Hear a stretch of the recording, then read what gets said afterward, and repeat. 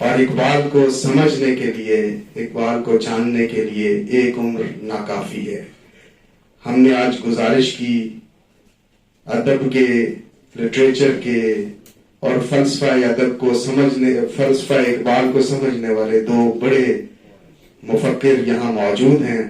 میں انتہائی ادب سے گزارش کروں گا ڈاکٹر نجیبہ عارف کی خدمت میں کہ آپ اقبال کے حوالے سے ہمارے جو یہاں ہال میں موجود دوست ہیں اور جو بعد میں آپ کی لوگ تقریر سنیں گے ان کو بتائیں کہ اقبال کیسے تھے اور موجودہ دور میں ہمیں اقبال کے حوالے سے کیا کرنا چاہیے۔ ڈاکٹر نجیبہ عارف کے لیے بھرپور تعریف۔ بہت بہت شکریہ چوہان صاحب۔ اسلام آباد chamber of commerce and industries کے صدر جناب احسن مختابی صاحب، آج کی مجلس کے صدر اور استاد گرامی پروفیسر فتح محمد ملک صاحب، جناب انجینئر اظہر الاسلام ظفر صاحب، جناب شہباز چوہان صاحب، محترمہ افراز صاحبہ، معزز خواتین و حضرات، سب سے پہلے تو میں اسلام آباد chamber of commerce and industries کی شکر گزار ہوں کہ انہوں نے آج مجھے یہاں آنے اور آپ سے ہم کلام ہونے کا موقع دیا۔ یہ حقیقت یہ ہے کہ یہ زندگی میں پہلا موقع ہے کہ مجھے یہاں آنے اور آپ جیسے باشعور اور مؤثر افراد سے گفتگو کرنے کا موقع دیا۔ اس کے بعد ایک دوسرا شکریہ اس بات کا کہ یوم اقبال کے موقع پر آپ نے اقبال کو یاد رکھا، اور مجھے آ کر یہاں معلوم ہوا آپ کی گفتگو سے اور اس سے پہلے جو گفتگو ہو رہی تھی کہ یہاں یہ تقریبات منعقد ہوتی رہتی ہیں، یہ ایک معمول ہے، یہ بے حد خوش آئند بات ہے۔ اور ابھی احسن مختابی صاحب جس رجائیت کا ذکر کر رہے تھے اسی کا ایک پہلو ہے کہ ابھی کچھ لوگ باقی ہیں جہاں میں جو یہاں آتے ہیں اور ان مسائل پر، ان نکات پر بحث مباحثے کا اور مکالمے کا اور گفتگو کا دربار کرتے ہیں جو ہماری عصری زندگی کے سلگتے ہوئے مسائل ہیں۔ اقبال کے حوالے سے آپ نے یہ تقریب منعقد کی تو یقیناً ایک فرض کفایہ ادا کیا۔ اقبال کے حوالے سے جب بھی میں کچھ سوچتی ہوں تو میرے ذہن میں بھی وہی دھند بھر جاتی ہے جو ہمارے نوجوانوں کے ذہنوں میں اس وقت بھری ہوئی ہے۔ حالانکہ میرا تعلق اس نسل سے ہے جو اقبال کی شاعری پر ہی پل کر جوان ہوئی۔ کیا بات! میں نے جب لکھنا سیکھا تھا تو پہلی چیز جو لکھی تھی وہ اقبال کے اشعار تھے، اور یہ وہ زمانہ تھا کہ جب میری والدہ تختی پر لکھتی تھیں خودی کو کر بلند اتنا، اور مجھے پڑھنا نہیں آتا تھا تو میں کو اور کر کو ملا کر کوکر پڑھا کرتی تھی۔ لیکن اس عمر سے اقبال کو پڑھنا جو شروع کیا تو اس کا نتیجہ یہ ہوا کہ اس وقت تو سمجھ میں نہیں آتا تھا، لیکن اب سمجھ میں آیا کہ وہ ہماری روح میں بس گیا، اور اس کے ساتھ ایک ایسا ناقابل شکست رشتہ اور تعلق قائم ہوا جسے اب تک کسی اور آب و ہوا کی ضرورت نہیں ہے، وہ پہلے ہی سے اپنی جگہ پر مستحکم ہے۔ ابھی یہ تقریب شروع ہونے سے پہلے جناب اظہر صاحب سے گفتگو ہو رہی تھی تو انہوں نے پہلا سوال جو وہ کیا وہ یہ تھا کہ اقبال کو ہمارے نصاب سے کیوں نکال دیا گیا ہے۔ ظاہر ہے کہ یہ ایک بنیادی سوال ہے۔ نصاب سے اس لیے نکال دیا گیا ہے کہ ہماری روح سے نکال دیا جائے، اور ہماری روح سے نکال دینے کی ضرورت اس لیے پیش آئی ہے کہ آہستہ آہستہ پچھلے 150 سال سے ہم یہ دیکھ رہے ہیں کہ ہماری قوم کو ہر اس علامت سے دور کیا جائے جو کبھی ہمارے لیے افتخار کا نشان رہی ہے۔ ہماری ویسے تو ہم بہت سالوں سے اپنے آپ کو بہت برسوں سے آزاد کہتے آ رہے ہیں، لیکن ہماری غلامی کا عرصہ ابھی گزرا نہیں ہے۔ غلامی محض سیاسی نہیں ہوتی، سب سے بڑی غلامی ذہنی غلامی ہوتی۔ اقبال اسی غلامی کے خلاف لڑتے رہے اور ہم اسی غلامی کو اپنے لیے وجہ افتخار سمجھتے ہیں، اسی میں اپنی نجات ڈھونڈتے ہیں اور اسی کے اندر اپنے لیے راستہ تلاش کرتے ہیں۔ یہی وہ بنیادی کجی ہے جس کی وجہ سے ہماری قوم اپنے آپ سے دور ہوتی جا رہی ہے، اپنے عزت و شرف سے محروم ہوتی جا رہی ہے، ہمارے پاسپورٹ کی دنیا کی کسی ایئرپورٹ پر کوئی عزت نہیں ہے. امید رکھنا بہت اچھی بات ہے، لیکن کبھی کبھی امید فریب معلوم ہوتی ہے. یہ خود فریبی اس وقت تک جاری رہے گی جب تک ہم اپنے آپ کو اس جال سے، اس دھند سے نکال نہیں لیں گے. ہم اپنے ایئرپورٹ سے باہر قدم رکھتے ہیں تو ہمیں محسوس ہوتا ہے کہ اب ہم الف بے جیم نہیں ہیں، زید بکر نہیں ہیں، اب ہم ایک پاسپورٹ ہماری علامت ہے، اور ہمارے ساتھ وہی سلوک ہوتا ہے جو اس پاسپورٹ دنیا میں عزت ہے. اور وہ کوئی ایسی نہیں ہے کہ جس کا ذکر ہم افتخار سے کر سکیں.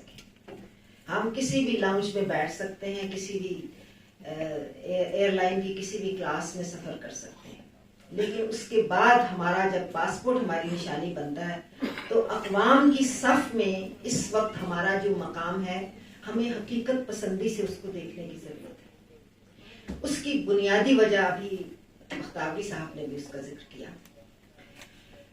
جن چیزوں کے خلاف اقبال لڑتے رہے، ہم انہی چیزوں کو اپنا اوڑھنا بچھونا بنائے ہوئے ہیں.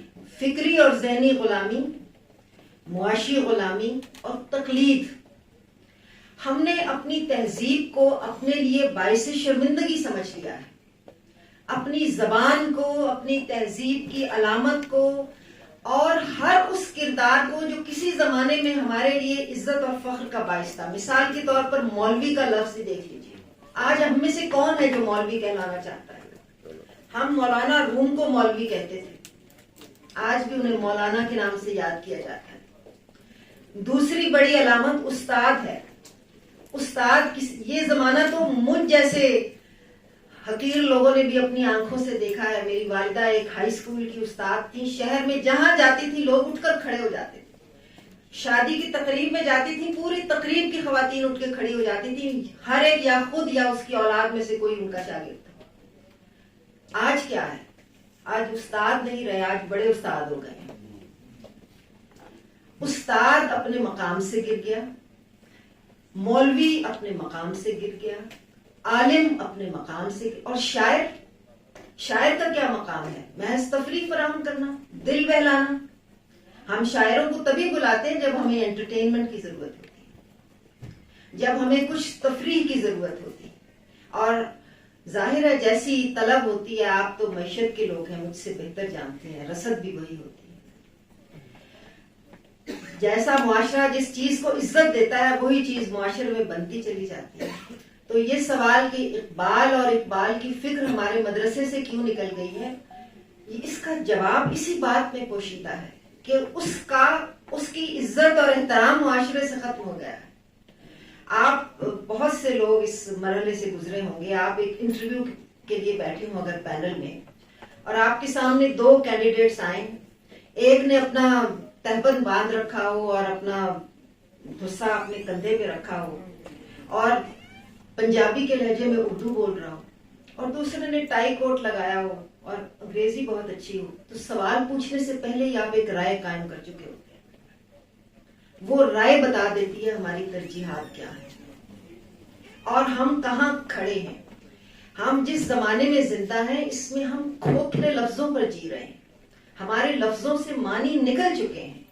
ہم لفظوں سے کھیل رہے ہیں، ہم لفظوں سے کچھ کہہ نہیں رہے.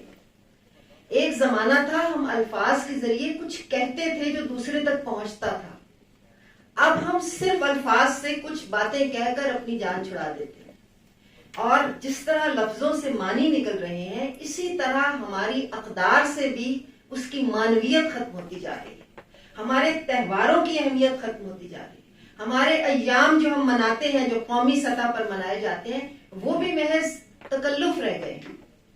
اور اس کا مقصد ہمارے اداروں میں بھی ان کا مقصد محض ایک کارروائی پوری کرنا ہوتا ہے. یہ اس میں تعلیمی ادارے بھی شامل ہیں، اس میں ثقافتی ادارے بھی شامل ہیں، اس میں ادبی ادارے بھی شامل ہیں. ہم سب محض جسے ہم پنجابی میں کہتے ہیں گونگرواں تو مٹی چاڑنا، ہم صرف ڈنگ ٹپاؤ کام کرنے کے عادی ہو گئے ہیں. وہ کسی مستنصر حسین تارڑ نے غالباً اپنے ایک سفر نامے میں لکھا تھا کسی کے بارے میں کہ امریکن سیاح اس طرح سیاحت کرتے ہیں کہ وہ اپنی اس بس میں بیٹھ جاتے ہیں اس کی چھت پر، اور جو مقام دیکھتے جاتے ہیں اس پر ٹک لگاتے جاتے ہیں سین. ہم بھی زندگی اسی طرح گزار رہے ہیں، اس سیاحت کے محکمے کی چھت پر بیٹھ، بس کی چھت پر بیٹھ کر بالکل سطحی انداز میں، بالکل کھوکھلے انداز میں دن آتا ہے تو ہم اس پر ٹک لگا دیتے ہیں کہ بنا لیا. اور یہ سطحی کام اور یہ سطحی طریقے سے زندگی کو گزارنے کا عمل ہے جو ہمارے زوال کی جڑ ہے. ہمارے قومی سطح پر ہمارے اندر سبسٹنس باقی نہیں رہا، وہ جان باقی نہیں رہی، وہ قوت باقی نہیں رہی جو خود اپنے آپ پر اعتماد سے پیدا ہوتی ہے. اور اعتماد کس بات پر ہم کریں؟ آپ یہ سوال کر سکتے ہیں کہ معاشرے میں اس فرد کا کیا مقام ہے؟ معاشرے میں صرف ایک قائد اعظم کا صرف ایک ہی مقام ہے جو نوٹ پر ہے. اس کے سوا کیا ہے؟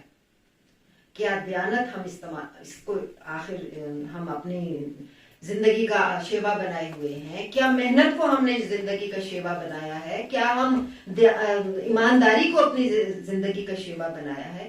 اقبال کا کیا کام ہے کہ ہم اقبال کے اشعار سے ہم بالکل اپنی محفل کو گرما سکتے ہیں، اپنی محفل کو بہت مجبور کر سکتے ہیں کہ وہ واہ واہ کرے، اور پھر اس کے بعد بھول جاتے ہیں، ہم اپنے روزمرہ کے کاموں میں محو ہو جاتے ہیں. ہم نے اپنی زندگی کے لیے کوئی ایسا لائحہ عمل ترتیب نہیں دیا جو لانگ ٹرم ہو، جو طویل المدت ہو، اور جو واقعی ہماری قوم کو کسی بنیاد پر چلا سکے. آج کل میں معافی چاہتی ہوں، آپ میں سے بیشتر افراد بلکہ سبھی لوگ اسی شعبے سے وابستہ ہیں جس کا میں ذکر کرنے والی ہوں، کہ صرف ایک ہی چیز ہے جو ہمارے لیے برائی اور اچھائی، عظمت اور پستی کا معیار ہے، کسوٹی ہے، اور وہ ہے معیشت. تجارت تو بہت بڑا پیشہ ہے، پیغمبری پیشہ ہے، ہمارے نبی کریم صلی اللہ علیہ وسلم کا پیشہ ہے. لیکن معیشت کچھ مقاصد کے حصول کا ذریعہ ہو تو قابل قدر ہے. اگر معیشت بذات خود مقصد بن جائے تو پھر انسانی زندگی سے معنی دریافت کرنا ناممکن ہو جائے گا. آج ہماری زندگی کا ہر پروگرام معیشت کا تابع ہے.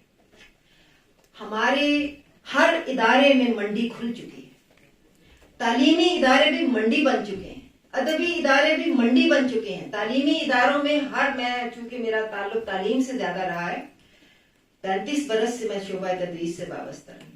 میرا تجربہ یہ ہے، میں اپنی زندگی کے ابتدائی برسوں میں بہت بہتر شعبے کو ترک کر کے تعلیم کے شعبے سے آئی تھی یہ سوچ کر کہ یہ پروفیشن نہیں، یہ میرا پیشن ہوگا. لیکن ایک سال ابھی کچھ عرصہ پہلے میں نے اس شعبے کو ترک کیا ہے، ریزائن کیا ہے، اگرچہ ایک اور عہدہ سنبھالنے کے لیے. لیکن جب میں اس شعبے سے نکلی ہوں تو مایوس ہو کر نکلی. اس کی وجہ یہ ہے کہ ہر شعبے میں ہر پالیسی کی بنیاد یہ ہے کہ پیسے کتنے آئیں گے، داخلے کی تعداد، آپ کے پاس استاد ہیں یا نہیں، داخلہ دے دیں، کیونکہ اس سے فیس آئے گی. اگر فیس نہیں آئے گی تو استادوں کی تنخواہ نہیں آئے گی. اس لیے استادوں کا کام ہے زیادہ سے زیادہ طالب علموں کو داخلہ دیں. معیار کی پرواہ کس کو ہے؟ اور یہ تو خیر لمبا ہے، میں صرف ایک شعبے کو نشانہ نہیں بنانا چاہتی، ہر شعبے میں یہی حال ہے. کون سا ایسا شعبہ ہے جو معیشت کو اپنا سب سے بڑا مقصد نہیں بنائے ہوئے؟ تو جب ہم معیشت کے غلام ہو جاتے ہیں تو ہمارے اندر سے باقی فیکلٹیز نکلتی چلی جاتی ہیں. روح کہاں پروان چڑھے گی، اعلیٰ مقاصد کہاں پروان چڑھیں گے جب کہ ہمارا بنیادی مقصد معاشی ہو یا معیشت ہو. قومی سطح پر بھی افسوسناک بات یہ ہے کہ قومی سطح پر بھی ہماری صورتحال یہ ہے، ہمیں نہ اپنی تہذیب کی پرواہ ہے، نہ اپنی زبان کی پرواہ ہے، نہ اپنے اقدار کی پرواہ ہے، نہ اپنے مقام کی پرواہ ہے، نہ اپنی عزت و آبرو کی پرواہ ہے. اگر ہمیں پرواہ ہے تو صرف اور صرف اپنی معیشت کی. قرض کی پیتے تھے میں، لیکن سمجھتے تھے کہ ہاں رنگ لائے گی ہماری فاقہ مستی ایک دن. یہ فاقہ مستوں کی قوم ہے اور دھمال ڈال رہی ہے. کیا بات، ہماری یہ باتیں بھی دھمال سے کم نہیں ہیں. ہم یہ جو کچھ کہہ رہے ہیں، میں اپنے لیے کہہ رہی ہوں، یہ دھمال ہے، کیونکہ اس میں کوئی معنی نہیں ہے، اس کا کوئی نتیجہ نظر نہیں آ رہا. ہم جس کرۂ ارض پر جی رہے ہیں، اب میں پاکستان کے حوالے سے بات نہیں کر رہی، میں اس پورے پلینٹ کے حوالے سے بات کر رہی ہوں. اس کرۂ ارض پر، اس پورے خطہ زمین پر انسان جہاں جہاں بھی قائم ہے، کالا ہے، پیلا ہے، گندمی ہے، سفید ہے، جس نسل سے بھی تعلق رکھتا ہے، اس کرۂ ارض پر بھی زندگی خطرات کا شکار ہے. ہم ان خطرات سے نظر چرا رہے ہیں. آج سے 25 برس پہلے ایک رسالہ مغرب سے نکلا تھا پوسٹ ہیومنزم کے نام سے, جس نے یہ کہا تھا کہ ایک دور آ رہا ہے جو پوسٹ ہیومن دور ہے, جس میں ٹیکنالوجی انسان کی جگہ لے لے گی. ہم اس دور کو اپنے گھروں کی دہلیز پر دیکھ رہے ہیں. ٹیکنالوجی انسان کی جگہ لے رہی ہے. اس کا مطلب صرف یہ نہیں ہے کہ ٹیکنالوجی کی جگہ انسانوں کی روزگار چھن جائے گی اور ٹیکنالوجی آ جائے گی. اس کا مطلب اس سے بہت زیادہ ہے. ہمارے پاس یہ جو ایک آلہ ہے, یہ چھوٹا سا, جس کے بغیر ہماری زندگی کا نہ دن گزرتا ہے نہ رات گزرتی ہے, یہ آلہ ہماری خلوت میں داخل ہو چکا ہے. ہمارے پاس تنہائی کا لمحہ باقی نہیں ہے. دنیا کا کوئی گوشہ نہیں ہے جہاں آپ سرویلینس سے بچ رہے ہیں, جہاں آپ کے شب و روز اور ہمارے شب و روز, ہمارا ہر لمحہ کسی اور کی نگاہ میں نہ ہو. ہمیں کوئی غلط کام نہیں کرنا, کچھ بھی نہیں کرنا. ہم کوئی ایسی بات نہیں کہہ رہے جو کسی کو نقصان, لیکن ہمیں خلوت تو چاہیے. ہمیں اپنی تنہائی کا تقدس تو چاہیے. وہ کہاں ہے؟ لیکن ہم اس ٹیکنالوجی پر بالکل توجہ نہیں دے رہے. ہم اس پر لگام ڈالنے کی کوشش نہیں کر رہے. دنیا میں کچھ قومیں کر رہی ہیں, چین نے کیا ہے, کچھ اور قوموں نے بھی کیا ہے, ان کا نام لینا شاید مناسب نہ ہو, کہ وہ کم از کم اپنی حدود کے اندر اپنی خلوت کو محفوظ بنا رہی ہیں. ہم نے تو وہ بھی نہیں کیا. اور یہی وجہ ہے یہ جو ہم روز دیکھتے ہیں ہمارے گھروں کی تصویریں, خواتین کے ٹیلی فون کالز, اور وہ روز ہم ٹیلی ویژن پہ سن رہے ہوتے ہیں, اور ہم یہ سمجھتے ہیں یہ دوسروں کی ہیں, یہ ہماری بھی ہیں. کون کل ہماری اس خلوت کو اس کے سیاق و سباق سے ہٹا کر کسی اور سیاق و سباق میں ڈال کر کہاں پھیلا دے, ہم کیسے سمجھ سکتے ہیں؟ ہم کیسے اس کو روک سکیں گے, کیسے اس کو بچا سکیں گے؟ ابھی ایک بالکل کرنٹ جو ایشو ہے اس وقت, میں دیکھتی ہوں فلسطین کا نام بھی نہیں لکھا جاتا فیس بک پہ, اس کو لکھتے ہیں فے لام سین توے یہ نون. یہ ہے جبر. یہ وہ جبر ہے جو ہمیں نظر نہیں آ رہا, یا آ رہا ہے, ہم اس سے نظر چرا رہے ہیں اور ہم اس کو قبول کیے ہوئے. کیا ہم فلسطین کا نام نہیں لے سکتے؟ کیا فلسطین صرف مسلمانوں کا مسئلہ ہے؟ کیا انسانی حقوق کی پامالی نہیں ہو رہی؟ کیا بچے اور عورتیں جو بچوں کے حقوق کی انجمنیں ہیں, جو عورتوں کے حقوق کی انجمنیں ہیں, وہ کہاں ہیں؟ کیا بچے اور عورتیں صرف سفید فام ہوتے ہیں؟ یا بچے اور عورتیں صرف ان ملکوں میں ہوتی ہیں جن ملکوں میں ایڈ دی جاتی ہے اور این جی اوز کے ذریعے اپنا ایجنڈا آگے بڑھایا جاتا ہے؟ تو کیا وجہ ہے کہ جن لوگوں کو ہم انسانی حقوق کا چیمپئن سمجھتے ہیں وہ اس وقت فلسطین کی حفاظت نہیں کر رہے؟ یہ سمجھنے کے لیے کچھ زیادہ راکٹ سائنس کی تو ضرورت نہیں, ہم سب کی سمجھ میں آ رہا ہے. لیکن چونکہ ہماری معیشت ان کے ساتھ وابستہ ہے, ہم اس پر بات نہیں کر رہے, ہم اس پر بات کرنے بھی نہیں دے رہے. ان حالات میں اقبال نے بہت کچھ کہہ رکھا ہے نوجوانوں کے لیے, ہم سب کے لیے, مسلمانوں کے لیے, انسانوں کے لیے. اقبال کے ساتھ تو ستم یہ ہوا ہے کہ جن چیزوں کے خلاف اقبال ساری عمر لڑتا رہا, اقبال پر انہی چیزوں کا الزام ہے. اقبال نے ساری عمر ملائیت کے خلاف آواز اٹھائی, اقبال کو ملا کہا جاتا ہے. اقبال نے ساری عمر خرد کو غلامی سے آزاد کرنے کی بات کی, اقبال کو عقل و خرد کا دشمن کہا جاتا ہے. اقبال نے ساری عمر ملوکیت کے خلاف آواز اٹھائی, اقبال کو ملوکیت کا حامی اور طاقت کا حامی, اور اقبال تو وہ تھے جو طاقت کو بھی سجدہ سکھانا چاہتے تھے. تو اقبال کے بارے میں اب کیا عرض کروں, میں نے تو صرف چند اشعار نکالے ہیں اقبال کے, جو آج سے کوئی تقریباً 100 برس, 90 برس پہلے اقبال نے کہے تھے فلسطین کے حوالے سے. انہی میں اقبال کا پیغام ہے. بجائے اس کے کہ میں اقبال کے پیغام کی تشریح اپنے الفاظ میں کروں, میں سمجھتی ہوں آپ جیسے باشعور لوگ جو یہاں موجود ہیں وہ خود اس اہل ہیں کہ وہ اقبال کا پیغام اخذ کر لیں گے. ایک نظم ہے چھوٹی سی ضرب کلیم میں, شام و فلسطین کے عنوان سے. رندان فرانسیس کا میں خانہ سلامت, رندان فرانسیس کا میں خانہ سلامت, पुर है मय गुल रंग से हर शीशा हलब का, है खाके फलस्तीन पे यहूदी का अगर हक, हस्पानिया पर हक नहीं क्यों अहले अरब का। है खाके फलस्तीन पे यहूदी का अगर हक, हस्पानिया पर हक नहीं क्यों अहले अरब का। मकसद है मलूकियत इंग्लिस का कुछ और, किस्सा नहीं तारीख का या शहदो रतब का। एक और छोटी सी नज्म है जिसका उन्वान है फलस्तीनी अरब से।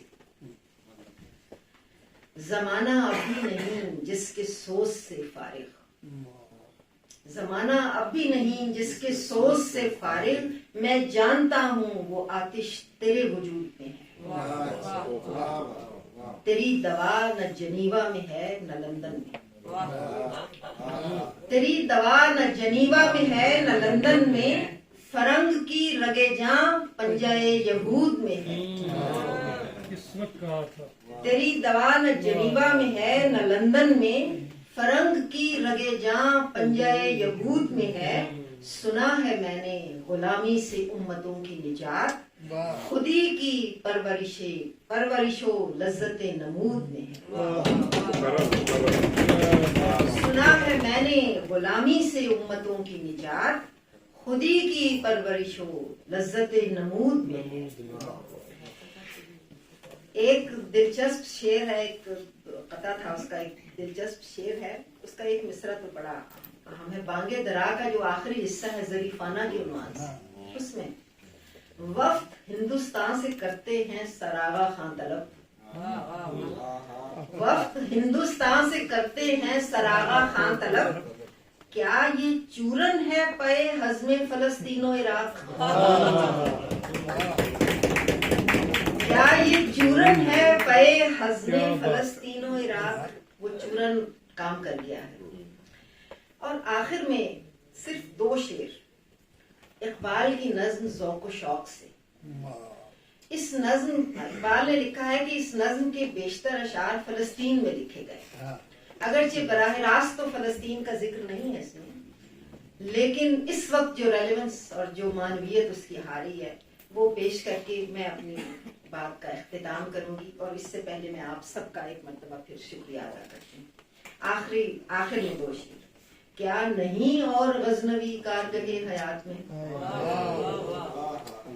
क्या नहीं और गजनवी कारगहे हयात में, बैठे हैं कब से मुंतजिर अहले हरम के सोमनाथ।